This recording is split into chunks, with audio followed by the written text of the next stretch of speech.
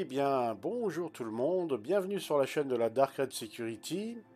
Alors aujourd'hui, le père Baron, il va essayer de vous expliquer grosso modo ce que c'est que l'histoire des patchs dans le jeu Star Citizen.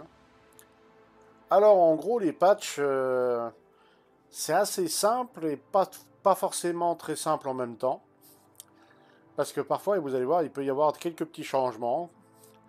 Alors les patchs, ça a été décidé par CIG il y a quelques temps de ça déjà, de nous sortir des nouveautés, du nouveau gameplay tous les 3 mois pour pas qu'on soit trop en attente, hein, pour qu'on ait des nouveautés assez souvent.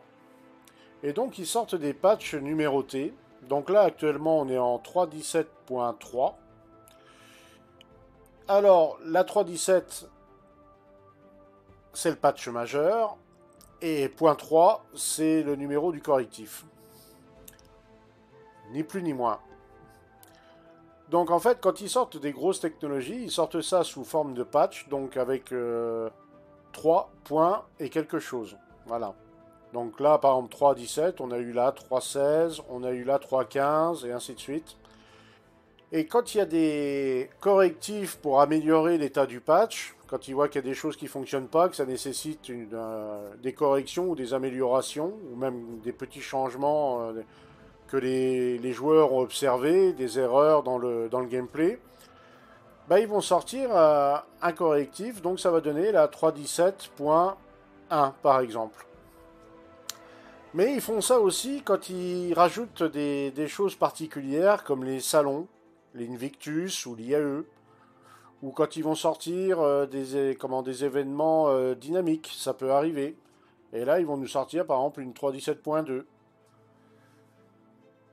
Et cette année, on a eu une surprise, c'est que la 3.17, on avait été prévenu qu'elle serait très longue. Et donc, comme ils ne voulaient pas intégrer certains gameplays dans la 3.18, ils se sont dit, eh ben, on va faire une 3.17.2 avec du nouveau gameplay. Et c'est vraiment un cas exceptionnel dans Star Citizen, parce que normalement, le gameplay qui est apparu en 3.17.2, on aurait dû l'avoir dans une 3.18 par exemple. Vous voyez? Alors, ils font ça tous les 3 mois, mais bien entendu, on est en alpha, ils font des tests, ils cherchent certaines solutions. Donc parfois, les patchs prennent du retard. Hein. 3 mois, c'est pas à prendre au pied de la lettre, c'est environ. Hein.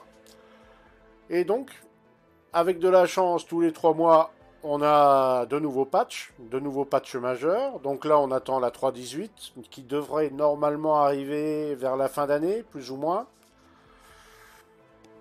On aura la 3.19. Donc la 3.18 va nous apporter la persistance complète, normalement. Mais on n'aura pas le serveur meshing. Le serveur meshing, on l'aura en 3.19. Donc pour avoir vraiment une persistance entièrement opérationnelle, il faudra certainement attendre la 3.19. Et on sera toujours dans le système de Stanton à ce moment-là. On ne pourra toujours pas sortir du système. Et normalement, on va arriver la 4.0, beaucoup plus tard, donc au bout de 3 mois après la 3.19, si tout se passe bien. Et avec la 4.0, eh bien, normalement, on va pouvoir accéder au système, un nouveau système solaire, un nouveau système qui se nomme Pyro. Alors, inutile de dire que toutes ces technologies qui arrivent, la persistance, le serveur meshing, et puis j'en oublie certainement, ça va un petit peu radicalement changer l'architecture du jeu.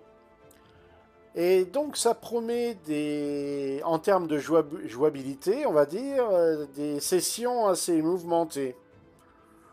Je veux dire par là, on aura certainement un bon paquet de bugs, on aura des problèmes de 30K, on aura tout un tas de soucis divers et variés.